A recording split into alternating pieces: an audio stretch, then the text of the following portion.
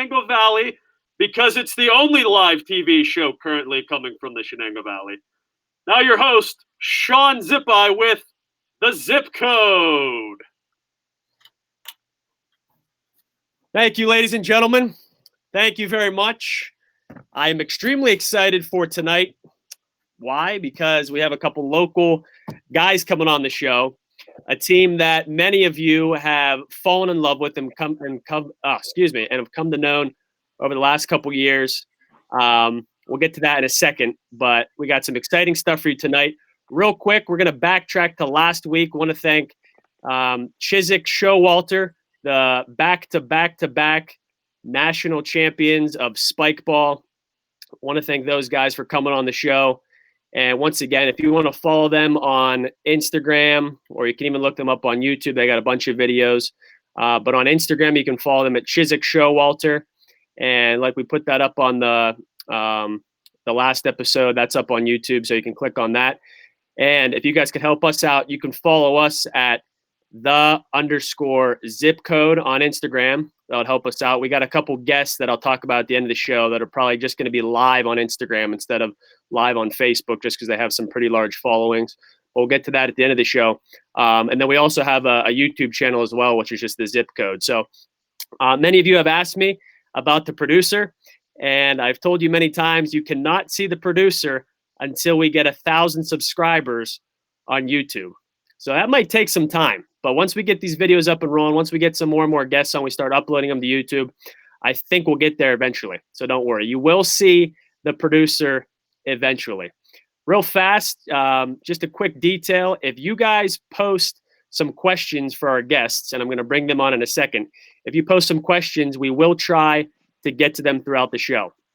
Okay, so if you see the public chat bar there on the side, you can definitely type something in there, and we will get to it as best as we can. So without further ado, I want to bring in the Pennsylvania Basketball Association Coach of the Year and Player of the Year. So let me bring these guys on. We got Coach Chris Mele, and we have Donald Whitehead. Thank you guys for coming on the Zip Code. Yeah, absolutely. No Thanks problem. for having us. We're excited to be here. Awesome. So Donald, we'll start with you really fast. 1,837 career points. So when you were a little kid, still great. We already got coming on. Great. When you were a little kid, and I saw you in 2006 or 2007, and I'm just going nuts in the Hickory High School basketball gymnasium in the student section, wearing my red wig and just going crazy. And during halftime, you're the only kid out there, like 4 years old, chucking up threes and draining them. Did you ever think that this day would come, or did you always dream of this day? Which one was it? I've always dreamed of this day. Like, I love going out there, like, as a little kid, just like in front of everyone, and being able to like shoot in front of everyone, like for them to go crazy like that. Absolutely. So what you're telling me is we had a very, very, very small part in your success then, because you're like, someday I'm going to be playing on this gym. Yeah. For sure. Nice. Good to hear. So we'll get to some more questions for you, Donald, in a second. But by the way, Donald, congratulations on that award. That's a highly prestigious award, and good to have it brought back to Hickory High School, man. So excellent job. Coach, over to you. Same thing. Congrats on that award. It's cool that you and Donald both have that plaque or whatever they gave you. Did they give you a glass or a plaque or anything, or no? They're going to send me a case of Corona Light. There you go. And then Donald a T-shirt, I think. I could have liked it. Hey, very fitting. So, but yeah, I mean, congratulations on that award. Obviously, heck of a season for both of you guys. It didn't end the way you wanted to. Well, technically, it's not ending. It's still continuous. You guys are still in the playoffs. You'll be in the playoffs forever together. But Coach, just real quick, can you kind of run us back those last couple games? You guys win the District 10 championship, then you move on, and what you kind of talked to the team even towards the end of the season when you got that call saying, hey, unfortunately the playoffs are over. Can you kind of tell us what you just addressed the team with there? Yeah, it was obviously tough. That was a tough time for us because we were rolling in the playoffs. We were having a lot of fun, and guys were poised, I think, to make a deep run. And I really feel it was our turn to get to Hershey this year. We talked about, our season last year and how we come up short. And the guys really, prepared themselves in the summer and the fall. Had a great stretch of off-season workouts. We did a little some different conditioning at the beginning of the year as well. We were primed, and we set up our schedule this year too to really play the top teams. And we played the top prep school in New York this year.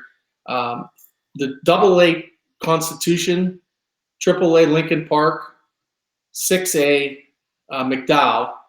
All three of those teams were on our schedule this year, and they were all in the quarterfinals of the state. They were at the same level we were. So that just gives you an idea of the schedule, that we played. So, we got into the playoffs. We were on a nice roll. This team had a calm about them that was really, really cool for me to see. Last year it was different. It was new. We got pretty deep in the playoffs, and we were all nervous, including myself and the coaches. This year, we would get to a big state playoff game, and these guys were like loose before the game. They were laughing, they were listening to their music, and they just had a calm about them. And when we break the huddle and go out there, you felt just really, really confident that they were going to come through. And our last game was a magical game. It was special. We had a lot of fun. It was a couple-hour bus ride. Went to Pizza Hut afterwards, had fun, and they just got to be kids, And Right. So it was a tough pill to swallow. When we found out we weren't going to play Friday night, everything blew up. And we, in the back of my mind, I kind of knew that it was probably inevitable that we would get canceled. But man, when we heard the news, we were all crushed. I mean, it was like a punch to the stomach, and it was just so final, And this team was a special team. I don't know, when a team like this will come around again in Hickory. Might take a long, long time. And to end it that way was sad. But we also know that it just wasn't us. It's everybody. It was shut down for the right reasons. We know there's bigger things at life at stake than a state championship basketball game. As much as we would have loved to have been there. So we had we set up a online, like a Skype meeting with the team. We talked to the team. And, we wanted, as soon as they come out with that announcement, we wanted to, talk to the kids collectively as a group, and that's how we did it. Yeah. And like I told you a couple of days ago, it's sad that run is over, so to speak, but at the same time, that team will always be remembered in the community as something special. So, and they can, hang their hats on that for the rest of their lives. Oh yeah, for sure. No doubt. And at the end of the day, as well as I know, sports, it's about the journey, and you got all those memories to look back on, and that's a beautiful thing. And that team was definitely something special. Yeah, thank you. No doubt. We talk about that all the time with our kids. This is we'll remember things from practice and remember things from the bus rides. They'll be 40 years old, 50 years old. They'll still remember 60 years old. They'll still remember. I'm 52 and I can remember my high school like it was yesterday. So absolutely, it's good stuff. Yeah, and I was at the Farrell basketball playoff game with one of my buddies, and I remember walking up to Mark Slazak right after the game, and Greenberg was there, and I told Mark, I said, man, I cannot wait for that game against Grove City at Sharon. I said, that place is probably going to be one of the most electric atmospheres ever in this area. And he goes, I know. And then he followed with, if it happens. And I was like, oh, man. Yeah, that would have been a zoo. That would have been a special night for sure. Yeah, that would have been something. And that would have been the fourth time we played each other, which would have been very unusual, to play a team 4 times in a year. So right. So really, you look at this. You look at Donald being second all time for Hickory. So you look at 1837. You might as well tack on another like 60 points there. For against City. So. Listen, there's no doubt about it. And throughout Donald's career, we were in some blowout wins, and Donald didn't play. All the quarters. There was games when he didn't play in the fourth quarter. So you take that into consideration, the playoffs, and Jeff Evans, the number one scorer in Hickory. He and I are good friends, and he's friends with the Whiteheads as well. So Donald's right there, up there with him at number 2, and I think pound for pound, Donald Whitehead has got to be one of the greatest players ever to come out of Mercer County for his size and what he can do with the basketball, not only on the offensive end, but defensively. He's very underrated defensively. He can come up with big plays, and he's done it his whole career. It's been very special to watch. And I would agree with that. And I'm going to bring up one play, Donald, I think, which one thing that people may not realize is how, well, they should realize, but how even keel of a player you are. And the cool thing about even watching your highlight tape, and if people want to go to YouTube and just type in Donald Whitehead, he's the most famous Donald besides the president. So look him up on YouTube. His name will pop up there. But I think it was it First Love Academy? Was that a team you guys played at home? Yeah, we played First Love. Okay, yeah. So you're driving down, and this is on your highlight tape, and you're driving down, and a guy comes from behind. You didn't know he was there, and he just wipes the ball away, and you're just so chill, and he starts driving up, and you're lightning quick first step, man. You just steal the ball immediately. You pass it to Jarvie. He dunks it. Like, I love that. Like most guys would be jogging back, moping, doing whatever, but not Donald Whitehead. So, man, I give you so much credit for that. I love seeing that stuff. Yeah, thank you. And, Coach, for you, that's got to be a joy to see. Oh, it's fantastic. Donald's a very unselfish player. We had a ton of unselfish players on our team. You can't, Donald, we'll go down as one of the best ever around. Right. But we couldn't have won just with Donald. We had to surround players around him, and he'll be the first to say that.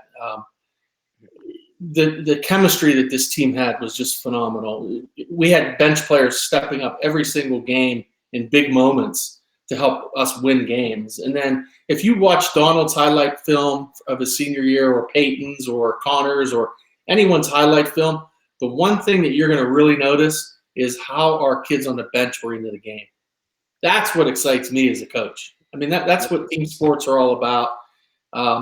You might not get in the game, but you're rooting your buddies on, you're jumping up and down, you're screaming, and you're into the game. And, that stuff gives me goosebumps as a coach, and that's why I coach. Right.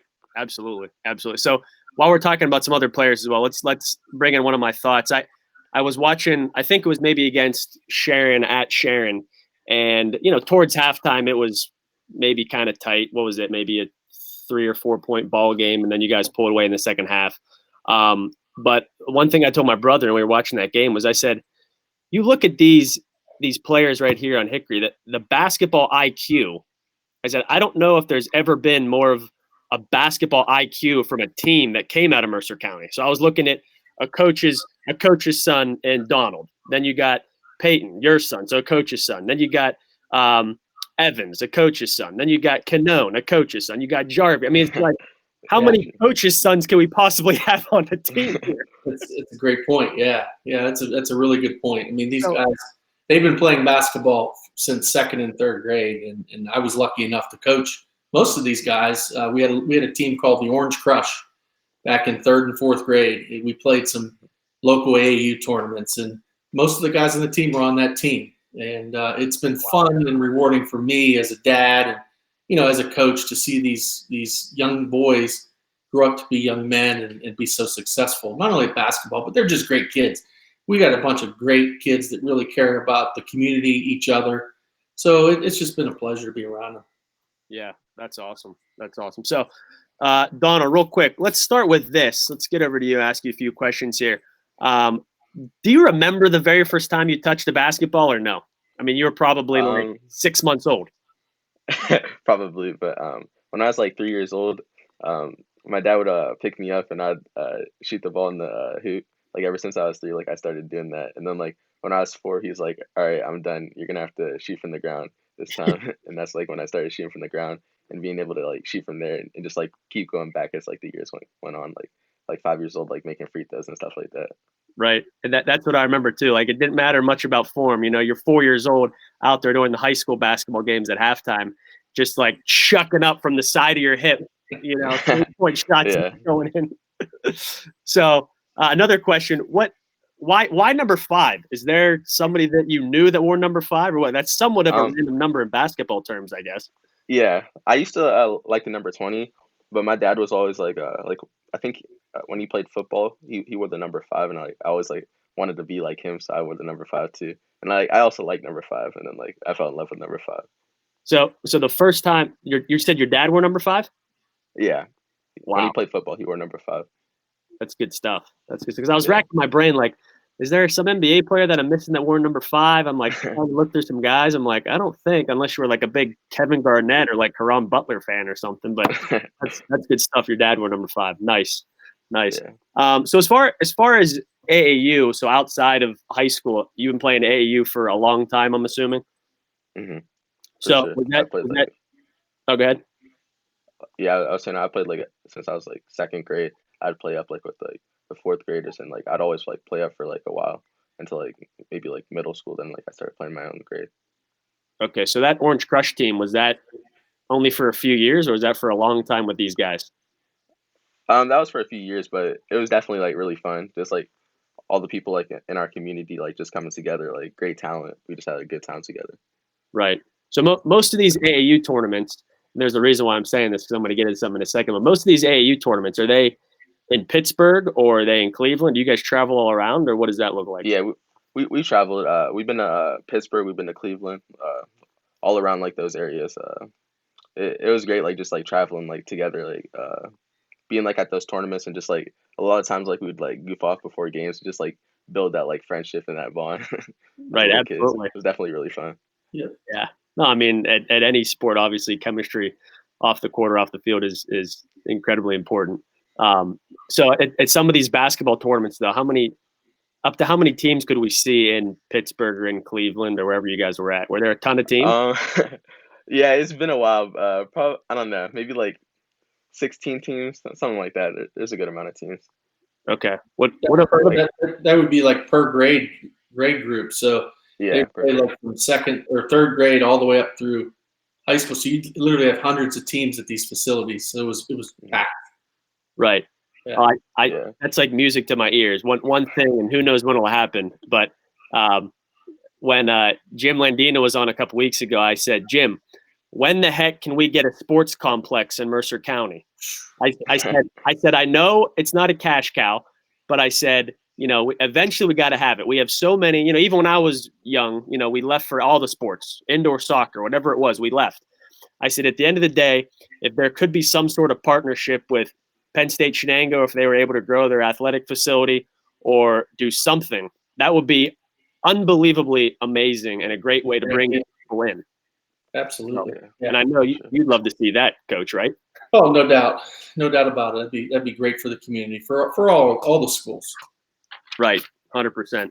So, Coach, real quick, we had when you were coaching for Kennedy girls before you came over to Hickory guys, you had a 71-12 record, and you had 4 consecutive D10 titles there. Then you come over to Hickory, and now you have at Kennedy you had a 92-12 record, 4 consecutive D10 titles. Then you come over to Hickory, and you have a 71-12 record, which would have been more without Corona, and then back-to-back D10 titles. So, like, are just D10 titles simple for you, or what's going on here? No, actually, I've been blessed with. You got to have talented players, and I've had them. I've been very blessed and lucky to have great basketball players from my days at Kennedy, all the way through Hickory. Most of those teams' trademarks were they were all workers and they wanted to put the time in. It wasn't a thing where we just showed up when the season started and tossed the ball out. Most of the players played AAU on their own this summer and played in summer leagues, as a team with us too. Right. And just some really, I've been blessed that coaches, you have to have players to be successful, and that's the biggest reason. That, and then I've had great assistant coaches. Throughout the years, at Kennedy, I coached with Gene Saracen, Joe Lombardi, Dave Hansen. Over here at Hickory, Jeanette Whitehead, Marco Miller, Gary Swanson, John O'Walsh, who was a former player of mine.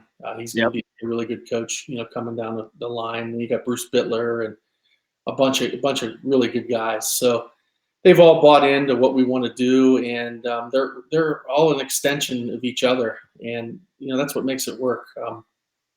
It's really cool that Donald's mother Jeanette, made the transition over to boys basketball, and we talked about it, for the first year I got the job, and then she approached me and we talked, and I said, "Come on, let's give it a try." And she was a little bit nervous, about how she would be perceived and everything, and Right.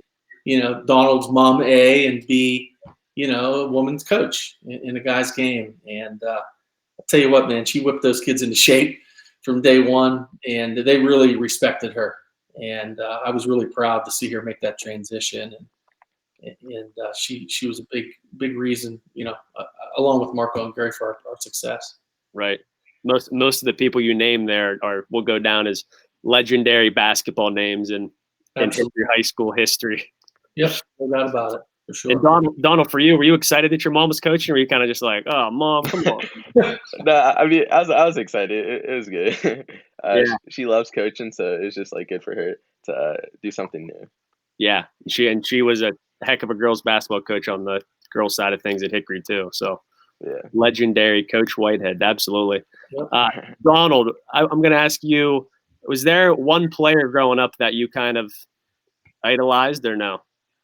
I've always liked Kevin Durant. I remember like at my grandma's house, I'd be watching. I was watching like a OKC game, and I forget what team they were playing, but like I was watching him and he's just like scoring. I was like, wow. And then like it was coming down to like the end of the game, and then like he hit this buzzer beater like from like way deep, and I was like, yeah, I like KD a lot. That's like when I started like falling in love with KD. He's just so Nice. smooth.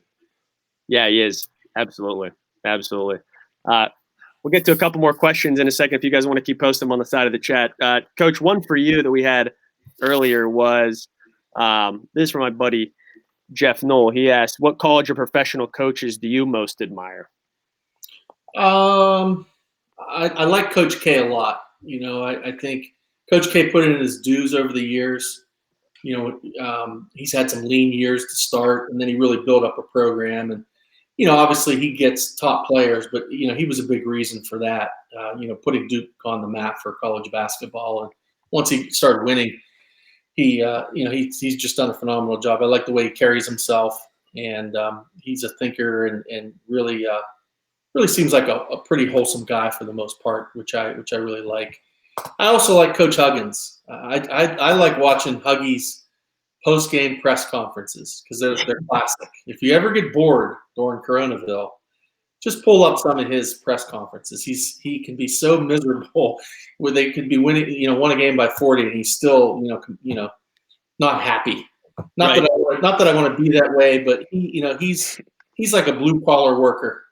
He's like a man's man type of deal, and he's worked his way up through the profession, and he's got like 1,000 wins, and he's put WVU back on the map for basketball and was very successful at Cincinnati as well. So I admire the work that he does.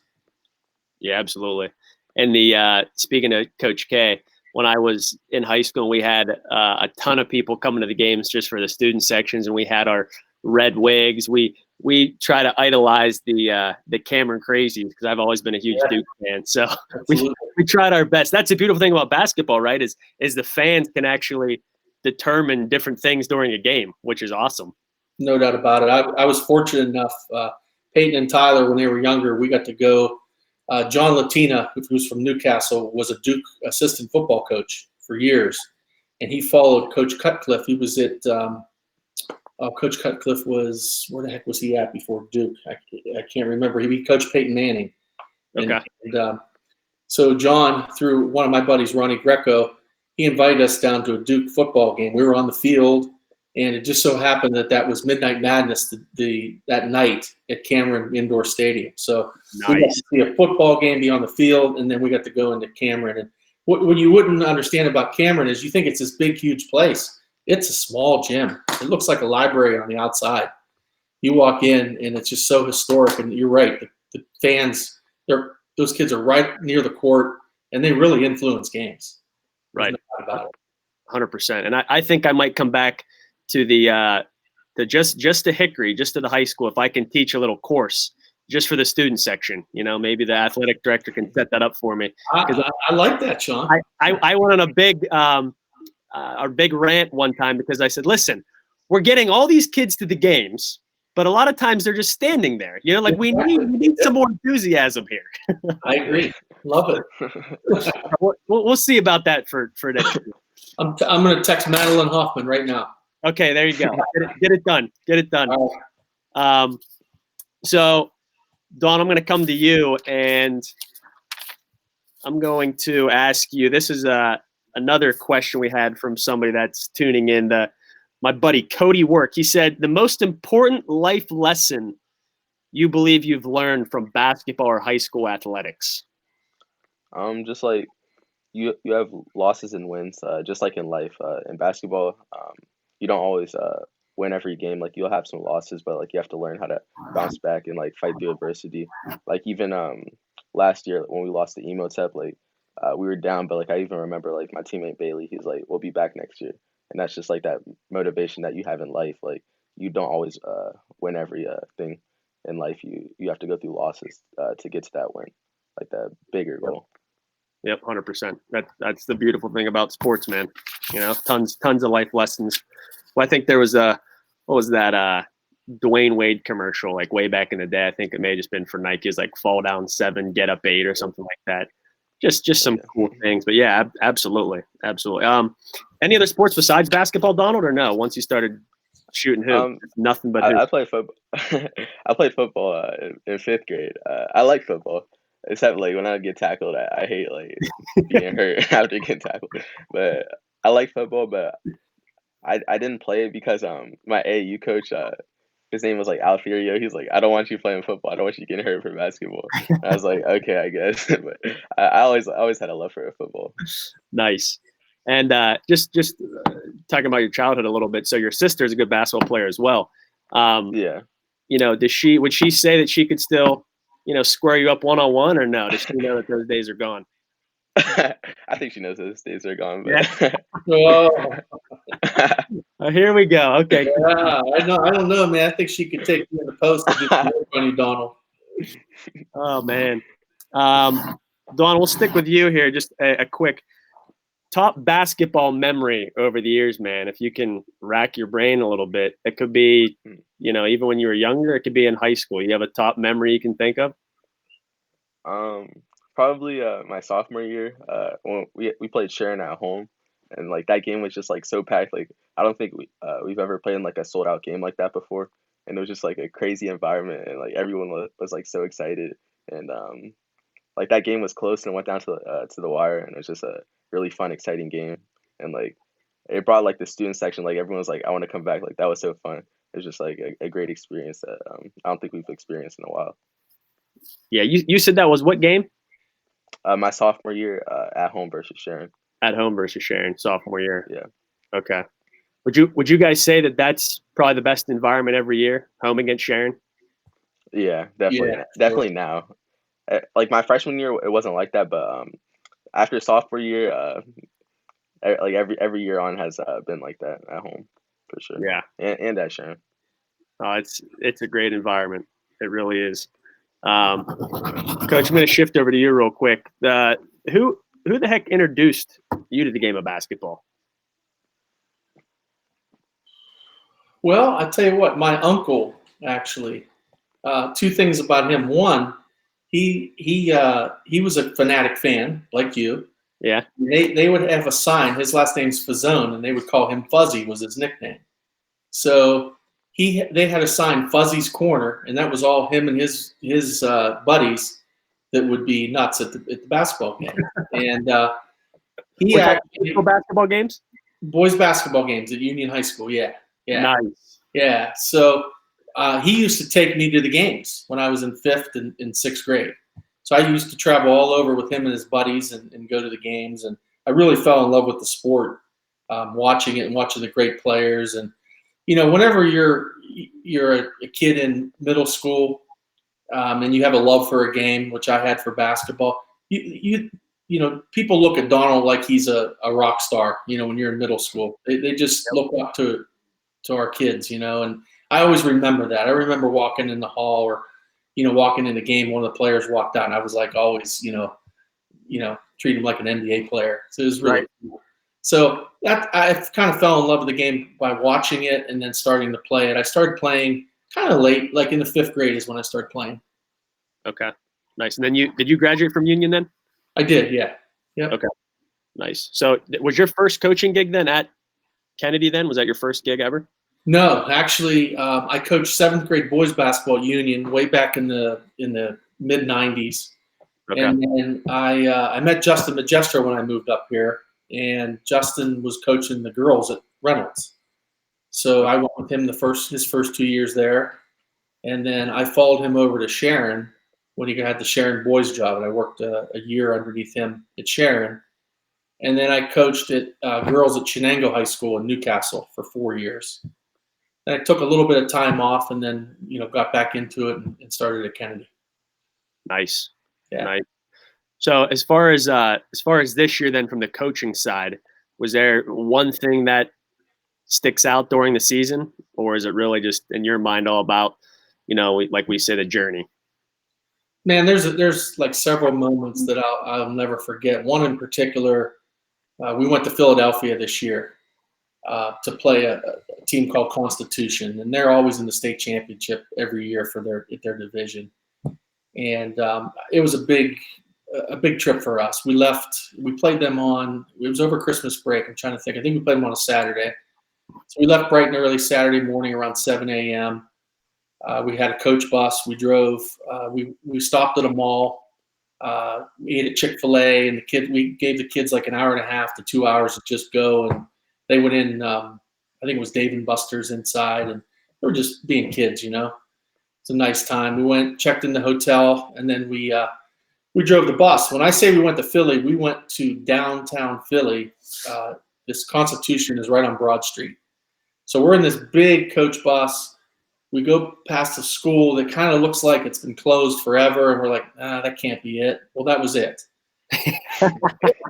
We missed the turn, so our bus driver had to go down these one-way streets, and I'm telling you what, parking on both sides, I couldn't have got my truck through there. He's driving a charter bus. Right. All one ways, and we drove for about a good mile before we could turn around. We got in the gym a little bit late, and when we walked into the gym, it was like super intimidating. It was just run down. It was cold. They brought us to our locker room. Don't remember the locker room they put us in? It was like all the way downstairs, and it looked like a I don't know what it was. It was like a cage. It was a cage. So weird. Exactly what it was. Paint chipped off the wall. I mean, it was hardcore, man. So we come up, JVs. Our JVs, I think, lost 2 games all season long. They had a phenomenal year. This was one of the games where they didn't play very well because Constitution, they were really good. They took it to our JVs, and I think Constitution came into the game thinking they were going to blow us out, And they had their Philly fans there, and the game got heated. In the JV game, one of our JV players, Nathan Bowl, took an elbow right to the nose, or to the eye actually, and he's laying on the floor in a puddle of blood. So my wife, Doug Arendi, they had to walk into the emergency room like 3 blocks down because they didn't have a trainer. This was old school, man.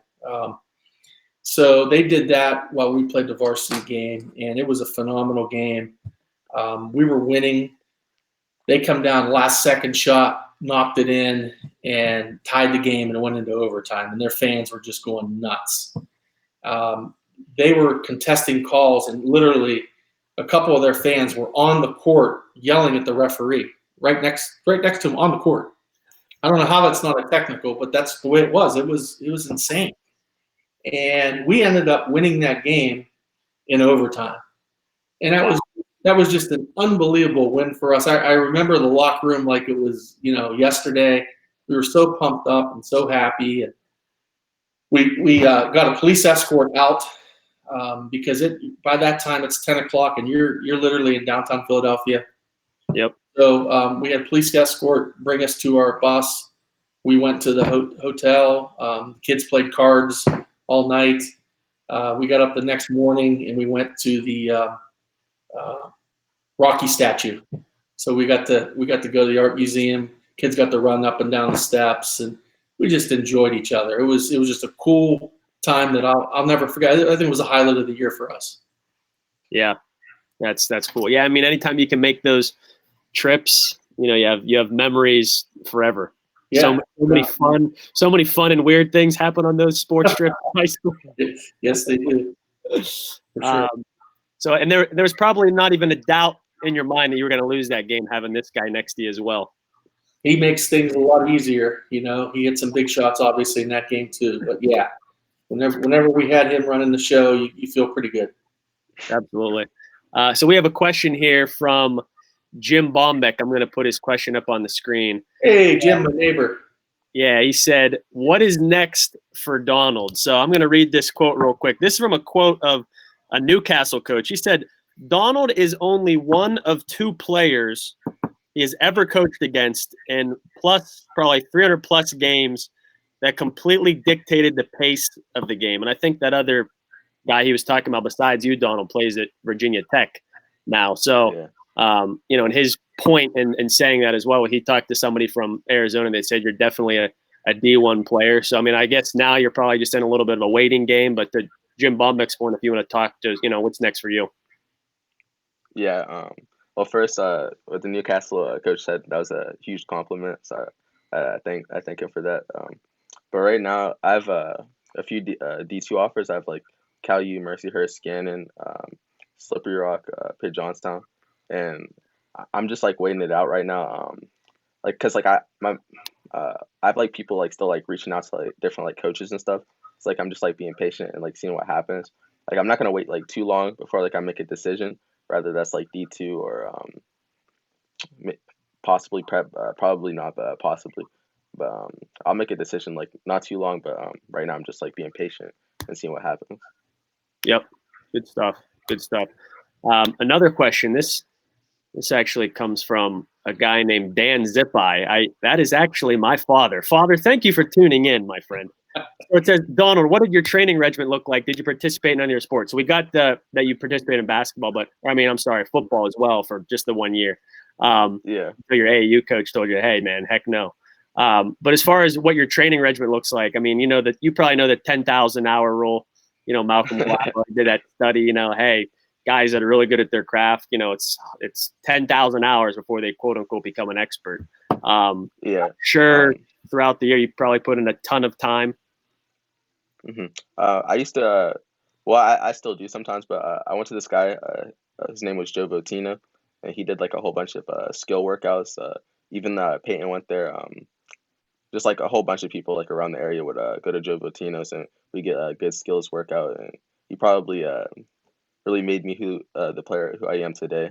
Just like his skills workout, I got like way better than I was working on my shot, just my handles, all that stuff. And it was like a couple times a week, I think. So we were just like always in the gym working out on our skills and stuff, staying consistent. So Yeah, he's been a big help. Yeah, in my absolutely. success. So would you say, some guys are just naturally gifted, and you probably are, but you also saw, I mean, you probably spent tons of hours in the gym as a little boy, as your mom coach, you're running around jacking up shots, dribbling, whatever. But would you, and this I can ask you this, coach, as well. Would you say that Donald is, a gym rat, so to speak, or? No question about it. He's been that Yeah. way since day one. Yep. First, one of the first ones to get there. And definitely one of the first ones, the last ones to leave. Actually, first one to get there, kind of, Donald. I don't know. You're one of the last ones to get there because y'all. No, he's always one of the last ones there. And he works out before we practice a lot of times. So there's he's being modest with the amount of time that he has put into his craft over the years. It's been countless hours for sure. And I'd say go ahead. No, go ahead, Donald.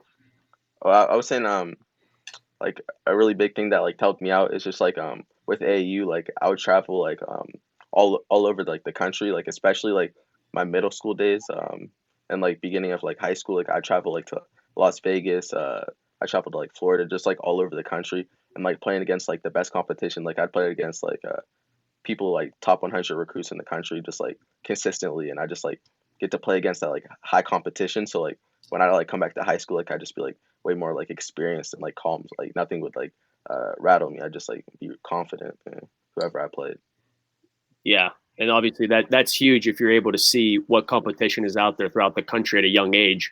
Because many people that grow up in a small community, they think, wow, I'm the best. There's nobody out there that's better than me. And then they, get to even like a state level and they're like, oh man, there's a lot of good people. So for you to see that at a really young age, I think is absolutely is huge. Yeah. And then at the same sense, as far as, you being cool, calm, and collected, I think that's amazing as far as a leadership standpoint as well. Your other players being able to see that, your coach being able to kind of lean on you as a little bit of a coach on the court and seeing your demeanor, that wears off on the other guys on the team. So that's why it's cool for me as well to hear that you guys had such good, team camaraderie, because that's a trickle down effect. Everybody's looking, what's Donald doing in this moment?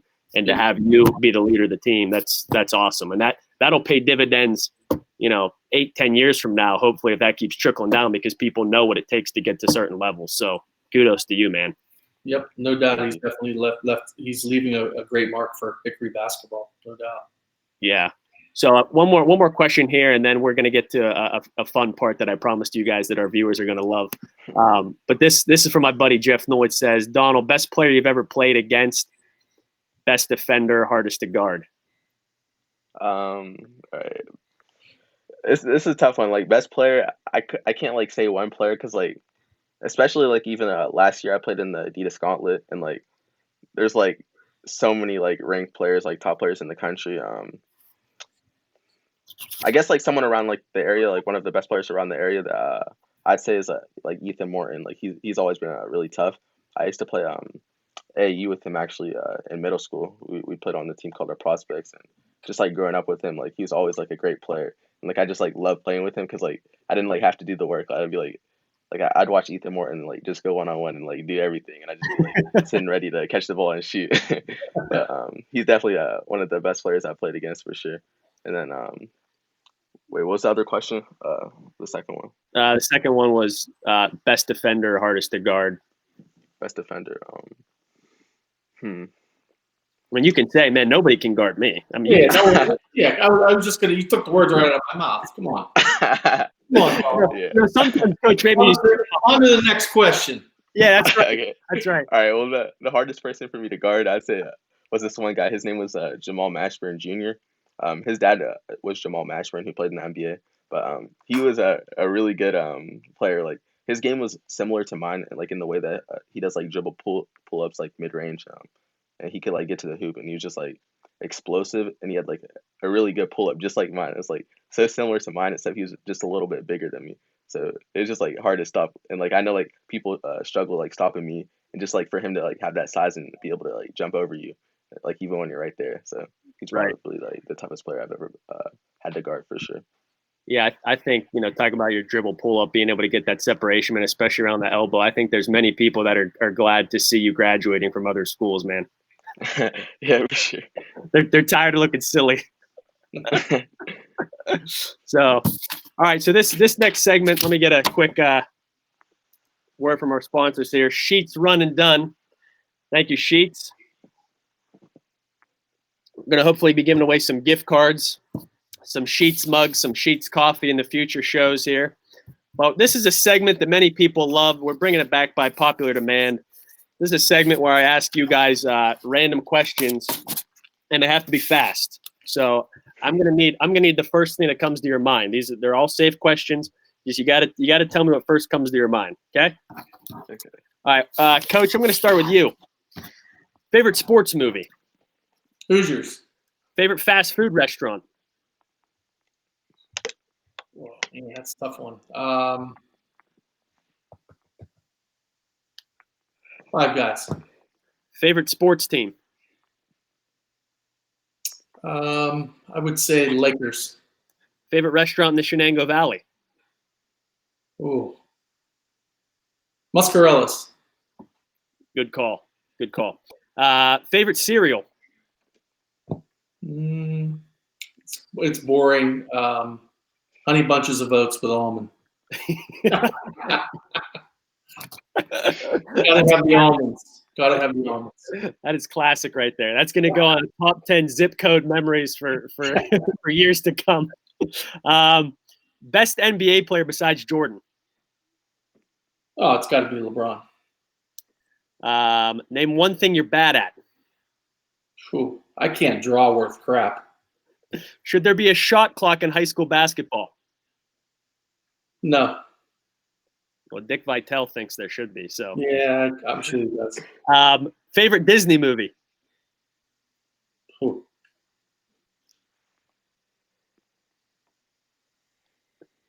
I don't have an answer.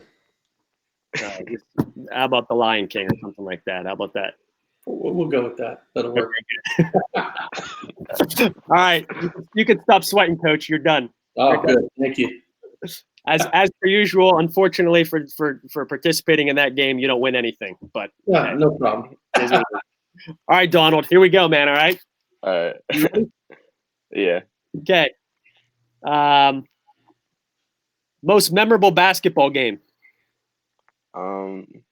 Definitely either my Sharon one as a sophomore or the Philadelphia one, just traveling to Philadelphia with my teammates. Favorite high school lunch. High school lunch. I didn't eat high school lunch. My dad always brought me food. There you go. Yes.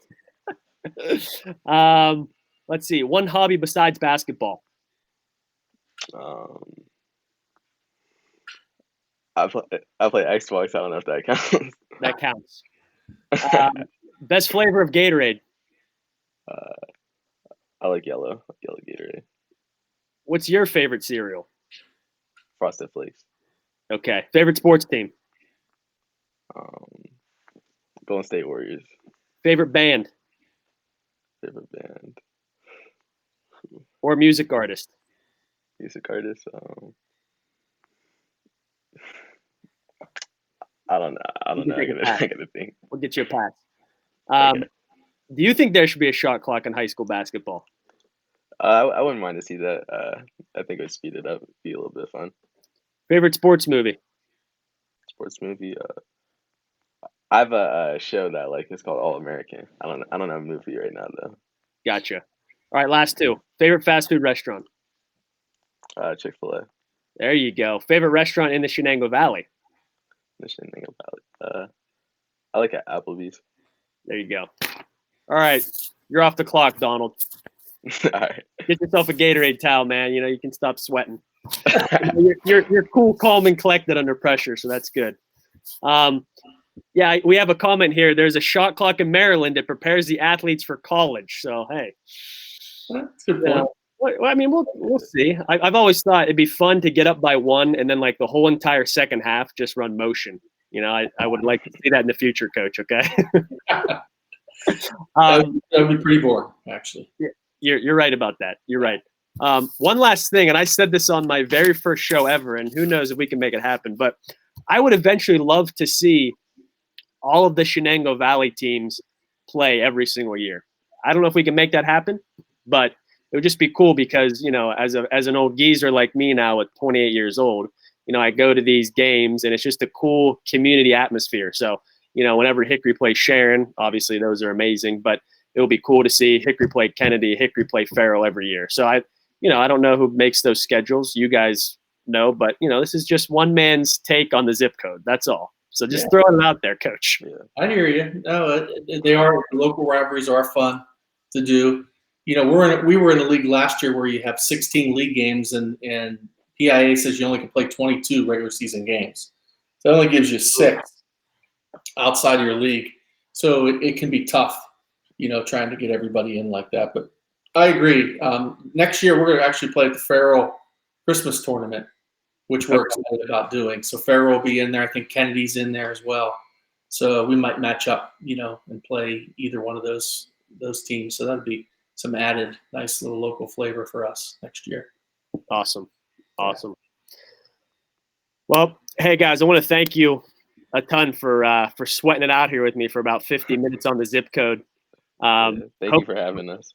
Absolutely. Hopefully in the future you guys can be friends of the show. You know, I mean, Absolutely. who knows where this thing will be in 1 year to 5 years. I mean, who knows? But the zip code won't forget your generosity for coming on the show. You can't forget the originators, right, Sean? That's it. There you go. Absolutely. So want to thank everybody else for tuning into the show. Want to thank Coach. Want to thank Donald for coming on. And once again, congratulations on the heck of a season you guys had. Thanks for giving us a lot of good memories as fans. And Donald, best of luck to you in the future, man. Thank you. The Shenango Valley is rooting for you. And Coach, keep on doing what you're doing at Hickory there. And I want to thank you guys again. I want to let you guys know that if you're watching right now, next week we're either having Bubba Watson's caddy on, Ted Scott, or we're going to have, I can finally announce this now, Jawan Johnson, who's going to be drafted tomorrow in the NFL draft. He's a wide receiver from Penn State. He then went to graduate school at Oregon. He's going to be coming on the show. We may do that on Instagram. So if you guys want, you can follow the zip code. It's _zip code. We got some other cool guests that are coming on. Those may be live on Instagram just because they have some rather large followings, and we're just building this thing up. So if you can do that, if you can follow us on there, that'd be great. But just letting you guys know what's in store for the future. So thank you guys for tuning in. Thank you to Coach. Thank you to Donald. Hope you guys enjoyed the show. And as always, we'll see you next Wednesday at 8 p.m. And last but not least, as I say every single week, I love you, Shenango Valley.